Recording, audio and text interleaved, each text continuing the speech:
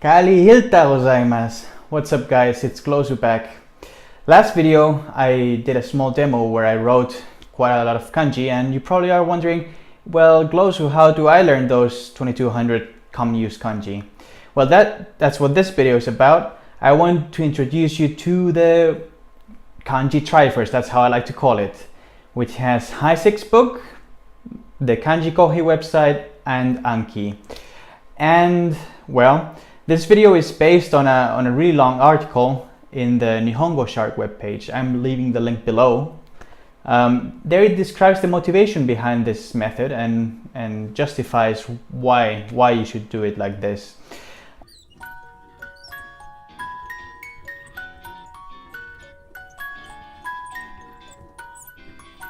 Okay, so part of the Triforce number 1, Remembering the Kanji One by James W. Heisig. It's this book over here.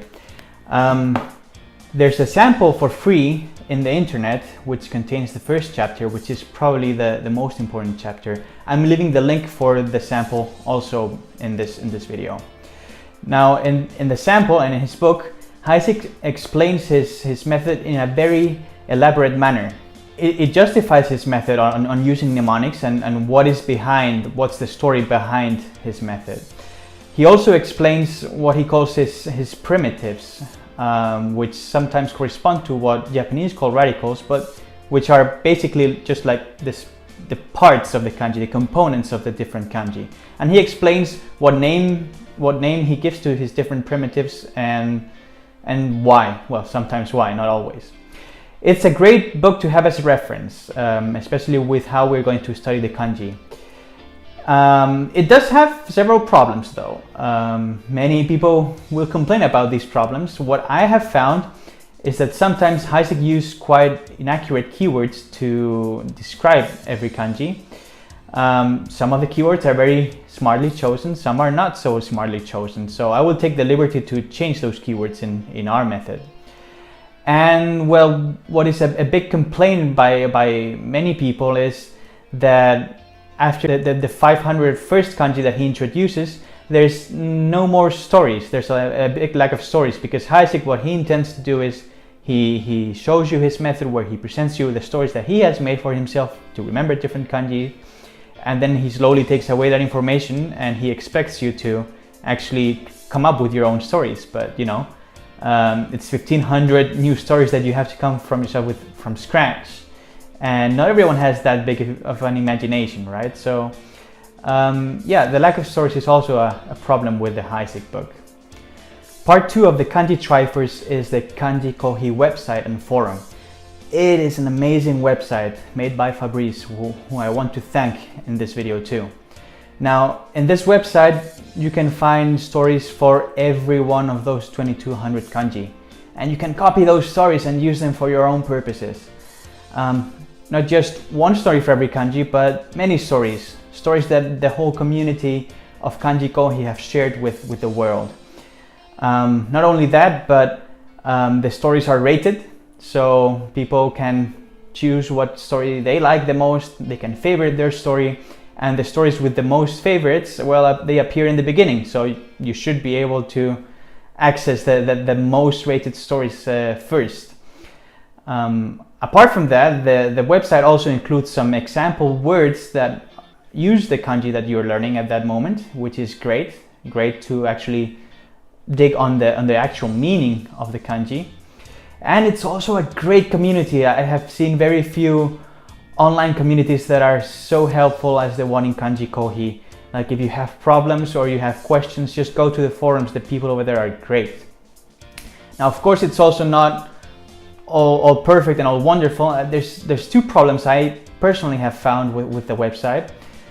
First of all, the old stories are normally better rated, but that's how the website is built, right? So if I come first and I write a story, many people will like that story, and if they don't like the story, they will come up with another one. But the people who came before and already rated and gave favorite to this story, my story has that advantage of time. It's been out public for more time than the newer stories, and sometimes the newer stories are better than the older stories. You will see that if you read the first 20 stories in a kanji, you'll figure out that not always the first or the second story are the best, but sometimes it's the 10th or the 12th or something like that. The problem is the first and second stories have been out there more times, so that's a problem.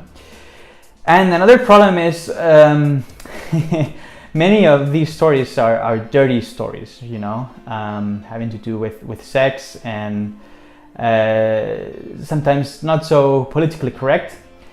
I don't have a big issue and a big problem with those things, because I believe that if a story is good, it will excite your memory and you will remember that kanji irrelevant of the political correctness of the story. But it is a problem when you're using dirty and sex stories all the time, because you want to make your stories as unique as possible, as you will read in Nihongo Shark. And I personally have only used like dirty stories in very few specific kanji that were kind of asking for them. Whereas I don't feel it's a good strategy, and I don't like to be reading those kind of dirty stories every single time I encounter a new kanji.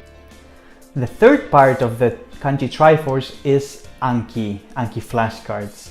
It's an amazing piece of software for flashcards and SRES, which will make sure that you remember what you've been learning.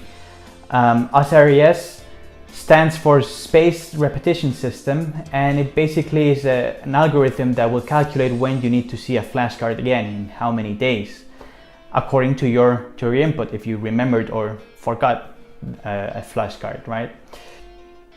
Anki has a community where decks are also shared, decks with different flashcards.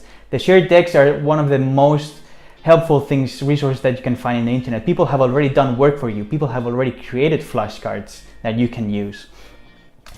It's also a program that is available for desktop and smartphone. So you can also review kanji while you're in the metro or in the train, because you can have it in your smartphone. And it's not only for Japanese or kanji, but you can also use Anki for other languages and other things that you want to memorize. I use it personally for many other things apart from learning kanji.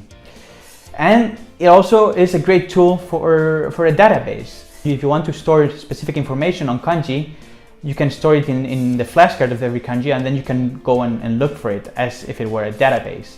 It serves as a great database. It's also not perfect.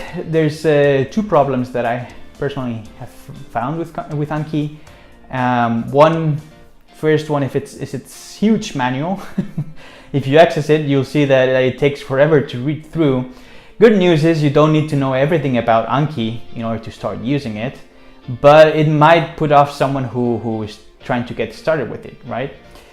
And secondly, this is a problem that comes when you've been using the software after a while. Like in the beginning, you'll be very excited to use Anki and to do your reviews and remember those flashcards. But it comes a point after weeks or after months when you are getting tired of it, or when you are getting stressed of it. That's what I call the Anki stress. And honestly, Anki is a tool. It shouldn't be a drug. It shouldn't be something that you become dependent of. It should help you remember flashcards and improve your language, but it shouldn't become the whole purpose of your existence. And I have suffered some of it, you know, so be careful with that too. So that's it. You've been introduced to the Kanji Triforce. For more information, read that Nihongo Shark article. But what am I going to offer in this channel now? Well, I want to do a walkthrough through all of the 2200 common use kanji with my selected stories. I want to be able to overcome those small problems with this method by actually sharing with you guys what are my favorite stories in order to remember every one of those kanji. I am a person who likes text and puns better than images. Heisig likes making imagery for a kanji better than actually remembering it through text. But in my case, it works better when I remember puns or I remember bad jokes or text with kanji, so that's my style. Also, I try to avoid obscenity if possible. As I explained, I'm not that big of a fan of dirty stories if the kanji is not asking for one.